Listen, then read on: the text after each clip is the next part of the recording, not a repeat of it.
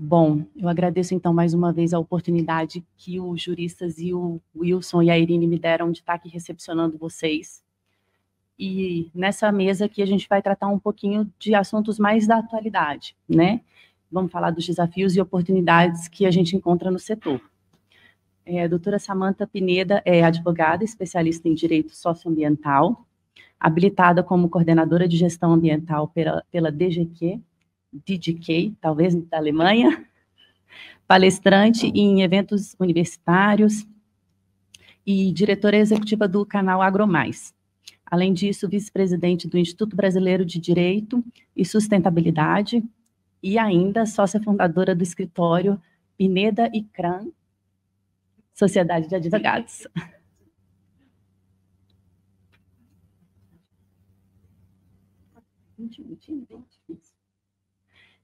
E aqui do meu lado direito, a doutora Marina Pantoja, que é graduada em Direito pela Universidade da Amazônia, tem doutorado em Direito do Comércio Internacional e Direito Internacional Econômico pela Universidade Paris 10, é isso?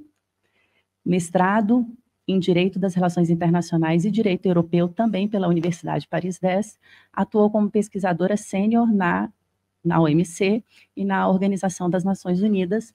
Hoje ela está aqui no governo federal, no MDIC. Vou passar a palavra para a doutora Marina, pode ser? Depois passo para a senhora. Boa tarde a todos. Inicialmente é um prazer enorme estar aqui nesse evento tão aconchegante, né? Como disse o ministro, eu acho que só de estar num ambiente tão acolhedor, né? Parece que a gente está na sala de casa tão gostoso, e principalmente com pessoas tão qualificadas, né? E que tem tanto a acrescentar em relação aos desafios do agro.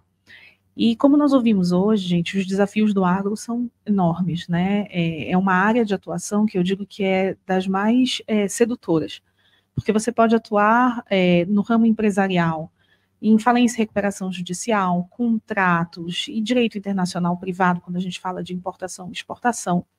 Mas tem uma área que eu acredito que ultimamente tem chamado muita atenção e que tem um ponto bem sensível, que é justamente na questão da proteção ambiental, né, e de todos os desafios que isso traz para o produtor rural. Não só ele precisa entender quais são as legislações que são adequadas, que são cabíveis a esse tipo de exigência, como também ele precisa adequar os interesses com lucro, com a produção, né, a todas essas exigências que não são tão recentes, mas que ultimamente têm ganhado, né, uma repercussão muito grande, principalmente quando a gente fala na COP30, né, que vai acontecer em 2025, inclusive na minha cidade, em Belém do Pará, e está tendo uma discussão e uma preocupação muito grande.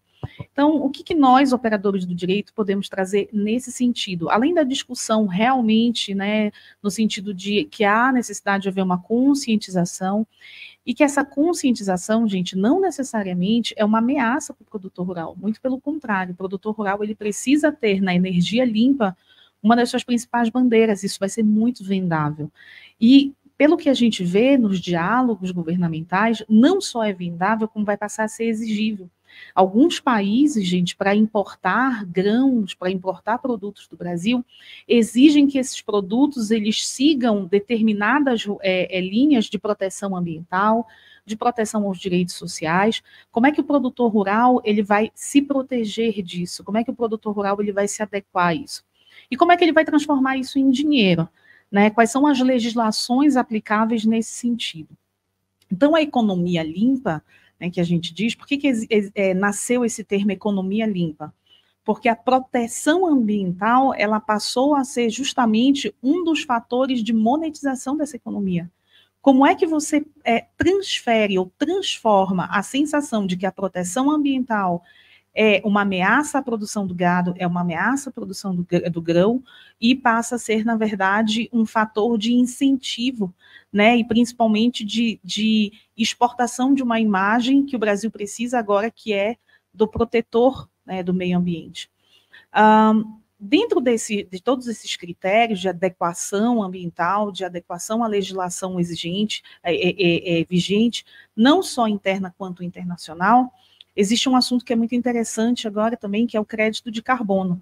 né? Existe a possibilidade de você negociar esses créditos de carbono e existe aquele produtor que, além de trabalhar com o seu grão ou gado, ele também transforma isso, pode ter a transformação em crédito de carbono, e existe a possibilidade também de você ter fazendas específicas em crédito de carbono. Então, olha só, né? Você pode, na verdade, trazer uma roupagem muito diferente para essa proteção ambiental, e isso pode se tornar também sedutor aos olhos dos clientes, né? Como é que o cliente ele passa a enxergar a proteção ambiental, que antes era vista como uma ameaça, como agora como um fator aliado justamente à produção, né, à monetização. Então, gente, ultimamente, né, qual é a lógica por trás dos créditos de carbono, né? Na verdade, como é que funciona isso?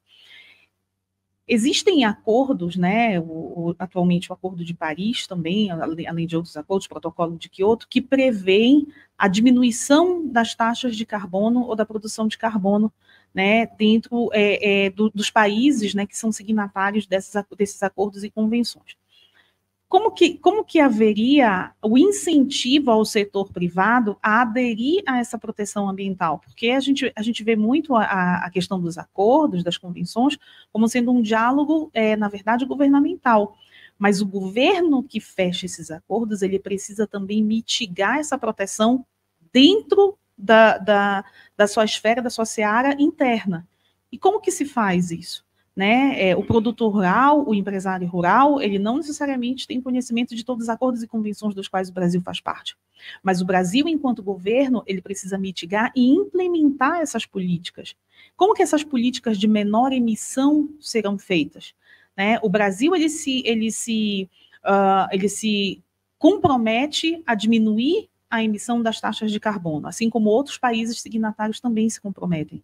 Mas quando isso é transferido para o setor privado, como que o setor privado encara e de que maneira você consegue implementar essa diminuição, né, da redução de carbono? Então, existe, né, as metas de estabelecimento de metas de redução de emissões, né? Então, os governos, organizações e empresas definem essas metas de redução e emissão. Implementação de ações de mitigação, ou seja, para atingir essas metas, né, várias ações são tomadas, como a adoção de tecnologia mais limpa. Hoje a gente vê, por exemplo, o incentivo à utilização dos carros elétricos, né, e também a geração dos créditos de carbono, né, ou seja, como que o país ele consegue transformar a proteção ambiental em um crédito. Então, os mercados de crédito de carbono, essa comercialização, simplificando, ela é feita da seguinte maneira: o país que tem a menor produção de carbono, a menor emissão de carbono, ele consegue vender esse limite de taxas para um outro país mais poluente. Todos os países que se comprometem a diminuir a emissão das taxas de carbono, eles têm um limite de produção. Só que o que se discute muito hoje? Os países que hoje estão em desenvolvimento não emitiram tanto carbono quanto os que hoje são desenvolvidos, mas precisam dessa emissão para desenvolver a sua indústria, precisam dessa emissão para desenvolver o seu agronegócio.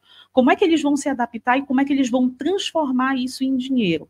Né? E como que essas exigências elas não vão afetar diretamente a produção, a monetização do negócio.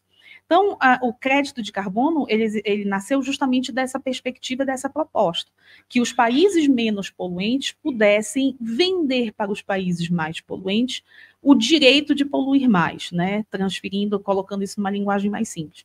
Mas esse direito de poluir mais, na realidade, ele precisa ser pago em dinheiro para aqueles países que vendem, que têm as taxas de emissão de carbono, ainda, digamos assim, no polo positivo, ou então numa conta positiva, numa conta azul.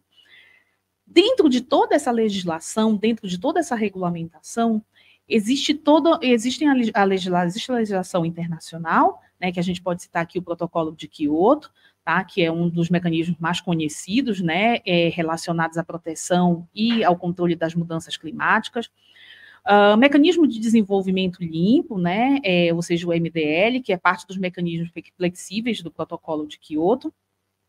O Acordo de Paris, que foi um acordo adotado em 2015, né, que visa também a regulamentar a produção das taxas de carbono, e os mercados de carbono do Acordo de Paris, que é justamente, né, esse reconhecimento da possibilidade de negociação da taxa de carbono.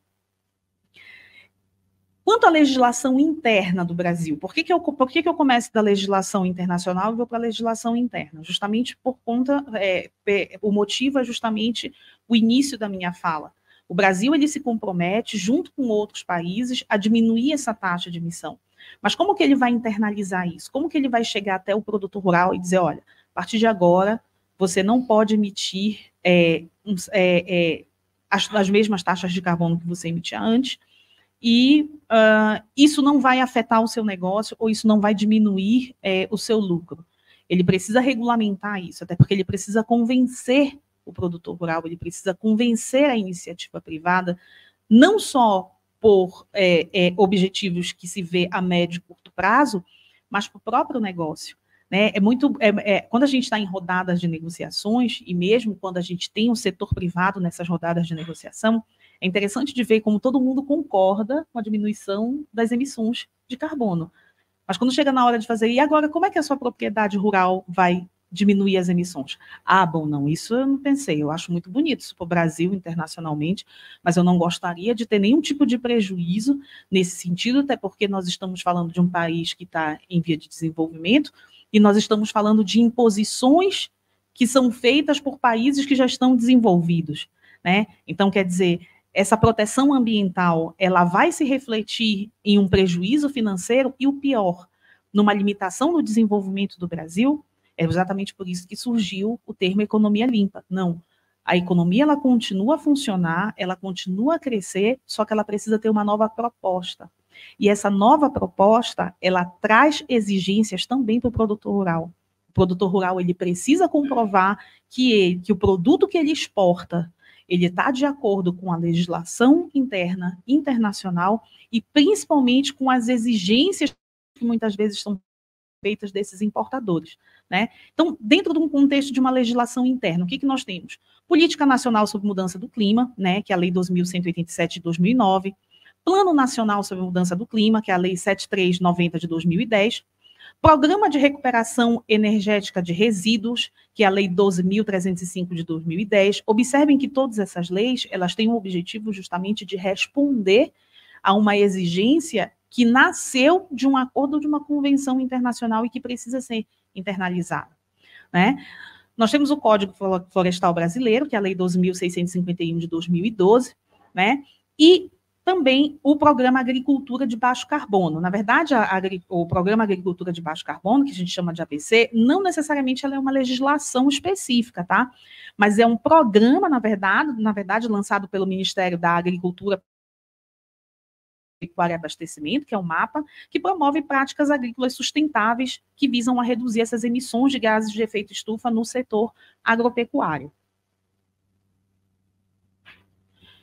Dentre essa visão geral que eu trouxe aqui da importância da proteção ambiental, da adequação do produtor rural a essas exigências que hoje, né, tem nascido dessa discussão internacional, né, tão aflorada, tão acalorada da proteção ambiental, quando eu vou vender o meu produto, eu preciso vender aquele produto como não só de muita qualidade, mas muitas vezes a União Europeia, os Estados Unidos estão exigindo também que esse produto ele tenha uma baixa emissão de taxas de carbono, que esse produto ele seja originário de uma indústria que tem consciência ambiental e que implementa e respeita essas leis ambientais. E isso pode causar muitas vezes problemas jurídicos para os clientes. Porque o cliente, ele visa produzir, exportar, mas muitas vezes ele não sabe se naquele país de destino a legislação ou mesmo a ética governamental vai exigir que ele comprove que aquele produto ele é originário de uma fazenda ou de uma produção que tem baixa emissão de carbono, ou então que equilibra essa emissão de carbono com a compra de créditos de carbono. E como que o nosso produtor rural aqui também além de comprovar essa origem do produto, né, de qualidade, de proteção ambiental, ele também vai incentivar a exportação do produto dele justamente por esse selo de qualidade. Né? Então, o selo de qualidade de proteção ambiental hoje está sendo visto como um marketing verde do cliente, não só marketing, muitas vezes uma condição sine qua non para que esse produto ele ingresse no mercado estrangeiro. Né? Então, fica uma reflexão em relação não só ao mercado de carbono, mas principalmente em como o cliente ele vai conseguir vender esse produto e vender com certificado de proteção ambiental. Obrigada. Obrigada, doutora Marina. Esse é um tema que tá em pauta agora, né? Mas é muito importante a gente reiterar a necessidade do acesso à informação. Isso aqui que a gente está fazendo nada mais é do que algo muitíssimo importante, né? Então, hoje a gente está aqui entre advogados, alguns empresários, mas é muito interessante que a gente comece a pensar em trazê-los para mais perto de nós, para que eles entendam, e não só eles, como a gente também precisa fazer um movimento de informação até para fora do nosso país, né?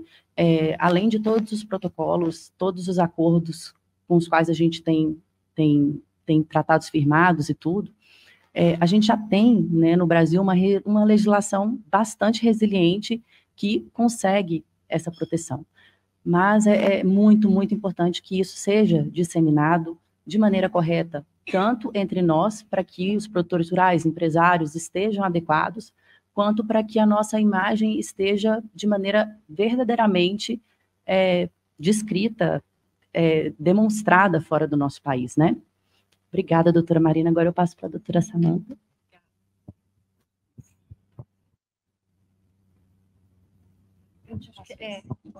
Oi, esse aqui está ligado, já vamos aproveitar.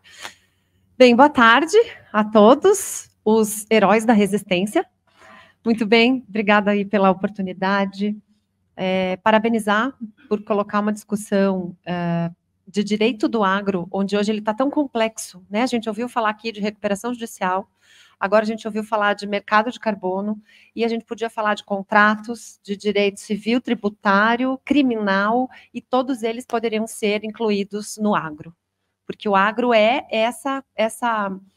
virou no Brasil esse assunto transversal e principal, porque é o que garante o superávit da balança comercial, porque é o que faz do Brasil famoso lá fora. A própria FAO, que é o órgão, né, da ONU para a alimentação, diz que não há segurança alimentar no planeta se não houver o Brasil. Então, a gente precisa começar pensando por aí, eu entendo que na questão do agronegócio. E nós, advogados, temos, falando aqui nesse painel de desafios e oportunidades, eu acho que a gente tem uma grande oportunidade no agronegócio. Quem está aí pensando em fazer transição de carreira, que não trabalha com a questão do agro, acho que é uma boa chamada nesse momento para que a gente faça isso. Eu vou também aqui, queria parabenizar a doutora Marina, porque essa questão do crédito de carbono, eu acho que é o assunto do momento. O mercado de carbono mundial está acontecendo a COP28 lá em Dubai, que é a Convenção do Clima. O Brasil tem mais de 1.300 pessoas na delegação oficial e tem mais de 3.000 pessoas que foram do Brasil para lá. Então, só para a gente saber o quanto que isso está importante. Mas eu vou dar um passo atrás. Falando de direito nessa questão, como que a gente chegou aqui? Como que o Brasil tem uma legislação ambiental tão ampla, tão diversa e tão profunda, tão mais rígida do que os outros países?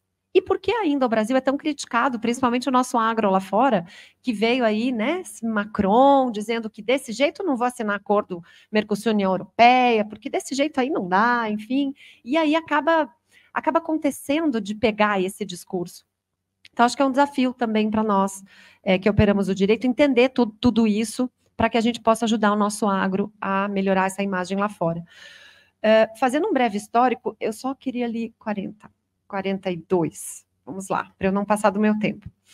Fazer um histórico breve, né, de como nós chegamos aqui. O Brasil nasceu com legislação ambiental. Em 1605, a gente já tinha o Regimento do Pau-Brasil para proteger aquilo que manteve os nossos colonizadores interessados na gente, foi uma árvore. Então, afinal de contas, já nascemos né, com legislação ambiental. Em 1793, para os senhores terem ideia, nós tivemos o regimento, uma carta régia da coroa, dizendo que eram propriedades da coroa todas as margens de rios e todos os entornos de nascentes. E hoje são nossas áreas de preservação permanente. Nós somos o único país do mundo que protege 11 lugares relevantes ambientalmente, que são as 11 áreas de preservação permanente que são intocáveis, entornos de nascente, margem de rio, encosta, topo de morro, mangue, enfim, 11 locais. Então, só por isso a gente já é diferente do restante do mundo que nos cobra tanto. Mas aí, enfim, toda a evolução que nós tivemos, ambientalmente falando, do ponto de vista de legislação, nós temos o Código Florestal, já foi citado aqui também pela doutora Marina, a Lei 12.651 de 2012. Eu tive a honra de trabalhar fortemente na construção dessa legislação, e é a legislação mais rígida do planeta. Não existe nenhum local do mundo onde o particular produtor rural, por conta dele, sem qualquer incentivo, sem qualquer subsídio, tenha que guardar as áreas de preservação permanente e ainda uma porcentagem de vegetação nativa a título de reserva legal para a humanidade. Essa reserva legal, por exemplo, ela é de 20% no Brasil como regra, mas na Amazônia Legal, ela é de 35% se o bioma for cerrado, e ela é de 80% se o bioma for floresta amazônica. E a doutora Amazônia daqui sabe me dizer que isso lá acontece. O sujeito pode converter vegetação nativa na área que ele comprou, pagou com o dinheiro dele, ele só pode converter 20% para uso. E aí o pessoal vem falar em desmatamento da Amazônia. Com licença, quem desmata a Amazônia não é produtor rural, né? É criminoso, ladrão de madeira, traficante de animal, enfim. Então a gente precisa olhar para isso. O agro quer o fim do desmatamento ilegal da Amazônia, porque para ele é uma concorrência desleal. Ele tem que preservar 80%, aquele que derruba tudo e que produz de uma forma irresponsável acaba concorrendo deslealmente com ele. Mas depois do Código Florestal, nós tivemos aí um grande... A gente precisa tirar um pouquinho os nossos olhos da ingenuidade dessa intenção mundial de cuidar do meio ambiente. Claro que existe uma preocupação mundial com o meio ambiente, porque vimos este ano, e a gente está aqui só para dizer para os negacionistas das mudanças climáticas, o tanto que tivemos de seca, de enchente, de calor absurdo, saiam ali fora, né? 40 graus em Brasília, enfim, nós temos mudanças climáticas em curso, mas a culpa não é do Brasil. O Brasil está ajudando a resolver esse problema. Ah, mas o Brasil desmata. Vamos fazer essa conta para a gente não dizer que a gente não encara os problemas? O IPCC, que é o Instituto Painel Intergovernamental da ONU, que são os cientistas que estudam as mudanças climáticas, eles já tiveram o diagnóstico. Afinal de contas, a UNFCCC, que é a ONU para as mudanças climáticas, nasceu aqui no Brasil, é brasileira, nasceu em 92, na Rio 92, e desde então nós temos aí a 28ª COP, 28 anos, porque 2 aí perdemos, um de pandemia e o primeiro que não aconteceu, COP, nós tivemos discussão a respeito disso. Quais são as conclusões científicas, pesquisadas, totalmente crivadas pela ciência? Mais de 70% da culpa das emissões de gases de efeito estufa que causam as mudanças climáticas é de queima de combustíveis fósseis para a produção de energia. Carvão, gás e petróleo são queimados pelos países em desenvolvimento, pelos países desenvolvidos, principalmente nessa ordem China, União Europeia e Estados Unidos e Índia, são queimados para produzir energia elétrica, energia de transporte, energia das fábricas, aquecimento de casas, enfim. Certo? Mais de 70%, praticamente 75% das emissões advêm da queima de combustíveis fósseis. Da onde vem a energia do Brasil?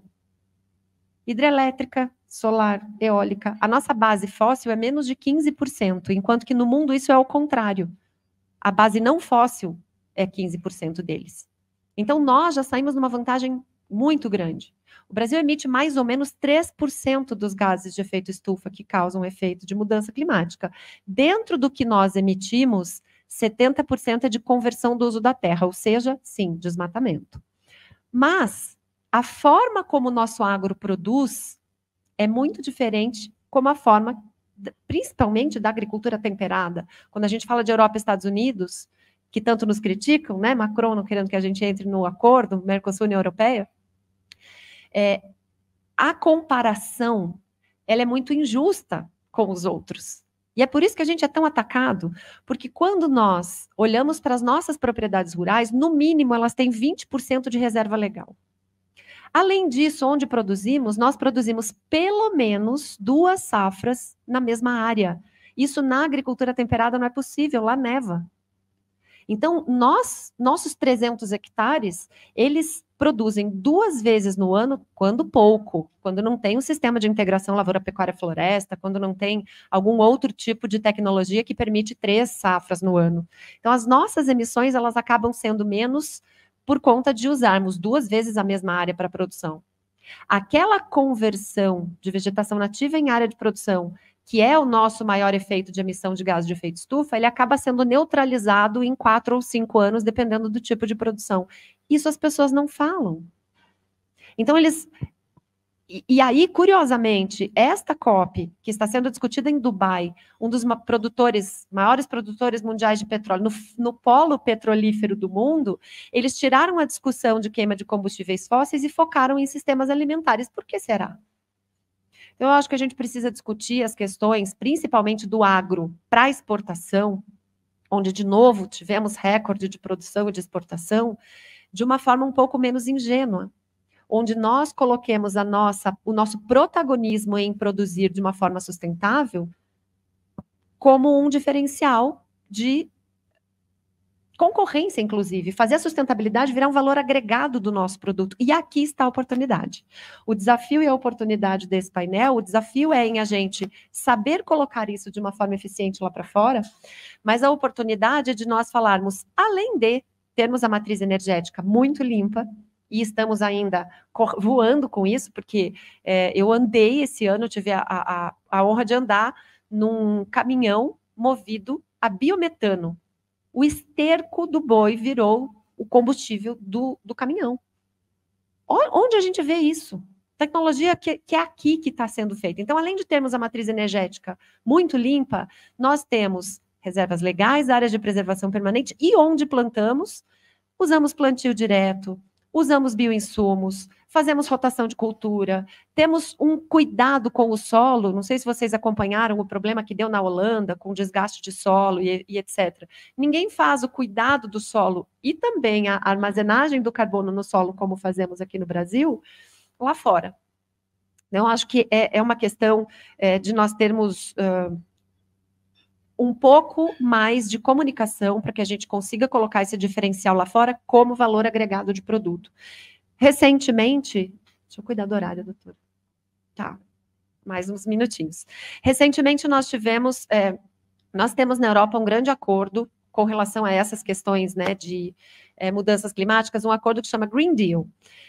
Esse acordo tem várias vertentes, mas a União Europeia quer se tornar o primeiro continente mundial a ser carbono neutro.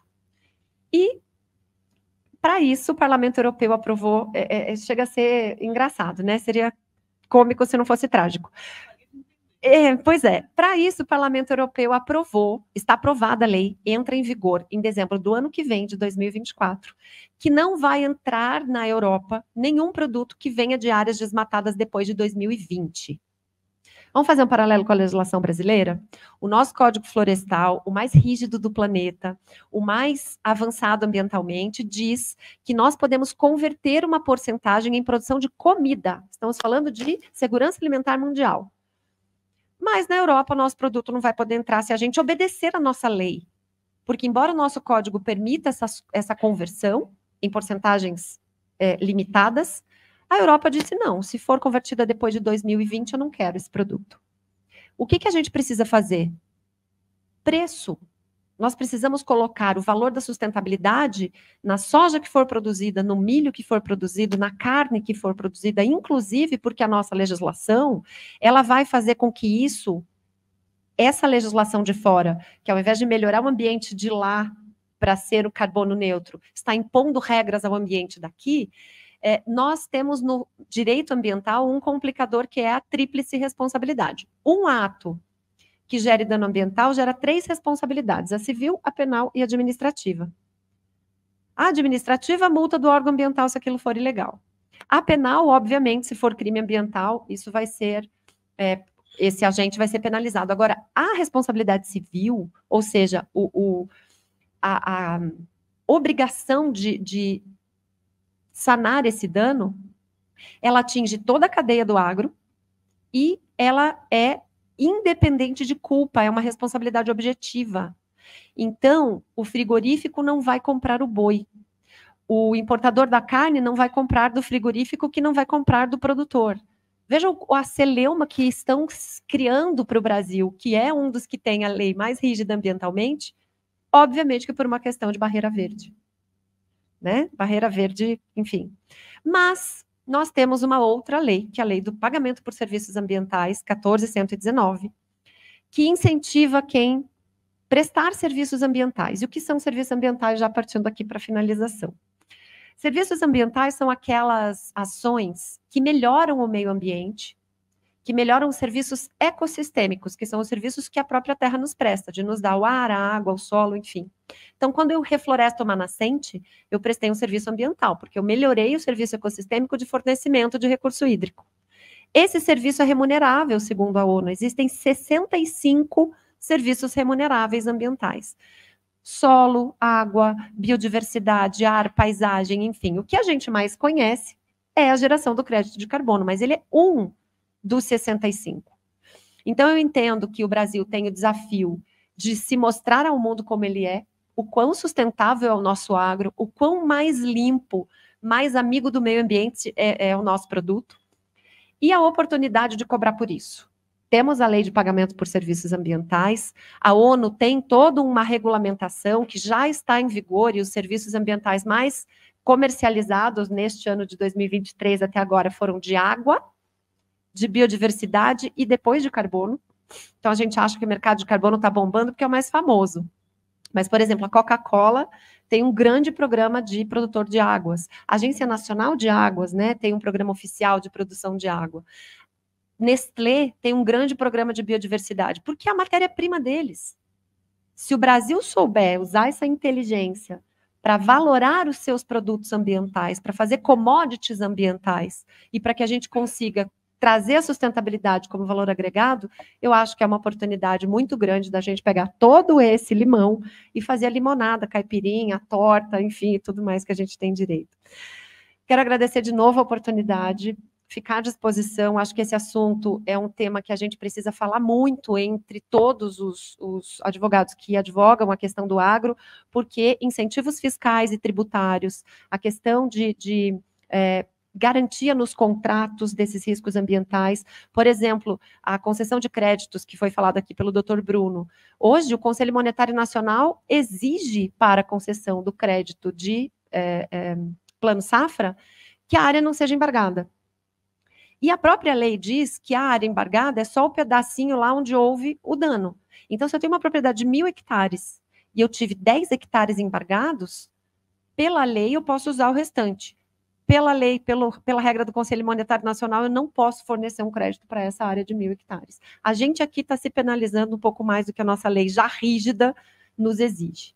A gente precisa entrar nisso forte, nessa discussão. Os advogados têm grandes oportunidades aí. Eu fico à disposição. Muito obrigada.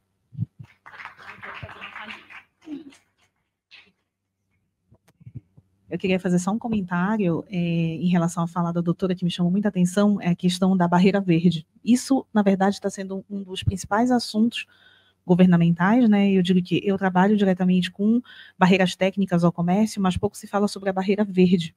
E além da barreira verde, a gente tem várias outras barreiras que eu digo que tem várias outras cores. Por exemplo, existiu uma exigência recente dos Estados Unidos em relação aos produtos que eventualmente possam ser originários de fazendas que praticam ou que têm trabalho infantil.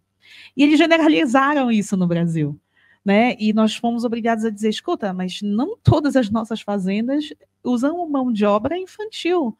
Isso daí é uma barreira que vocês estão criando muito cômoda e muito interessante para vocês, né? Porque não existe nenhum dado, não existe nenhuma comprovação, e o Brasil precisa comprovar que todos os produtos originários das fazendas não usam mão de obra infantil, né? Nós não vamos comprar mais produtos do Brasil que venham de áreas desmatadas. Ué, mas quer dizer então que o Brasil necessariamente desmata? E toda a nossa legislação ambiental, né? E todos os protocolos que nós temos, que nós assinamos, que inclusive os Estados Unidos muitas vezes embargam vários, né? Então é interessante falar isso, porque eu achei muito legal você falar sobre a questão da valorização do nosso produto, da precificação dessa proteção ambiental, mas também advogar a favor dos nossos produtores rurais no exterior, porque é muito fácil você chegar, não, mas eu não vou comprar, antes de comprar produtos do Brasil, vocês precisam me comprovar que todas as fazendas não praticam mais trabalho infantil, porque nós sabemos que isso é um traço, né, do agro brasileiro. Então, você imagina só, quer dizer, até que ponto você não está se utilizando disso como barreira técnica ao comércio, barreira ao comércio, né, de uma acusação que não tem fundamento, que não tem prova nenhuma, quer dizer, vai além de todos os nossos esforços de manter a questão da proteção ambiental, de colocar o nosso selo ambiental nos produtos e ainda mais ter que se defender de acusações que não têm fundamento, mas que têm impacto comercial direto. Né? Obrigada, doutor. Eu agradeço muito as doutoras, foi um ótimo painel, excelente.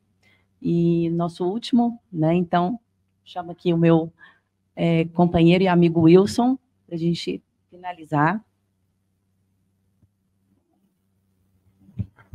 Pessoal, mais uma vez, obrigado pela participação de todos vocês, foi muito gratificante, né?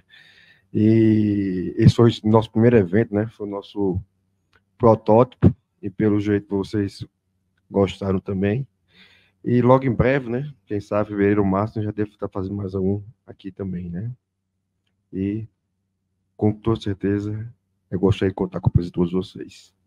E agora, a Paulina vai declarar como aberto o coquetel. Então, eu encerro o evento aqui, essa parte, agora vamos para o coquetel, né? A gente que ficou aqui até o final, merecemos. Obrigada.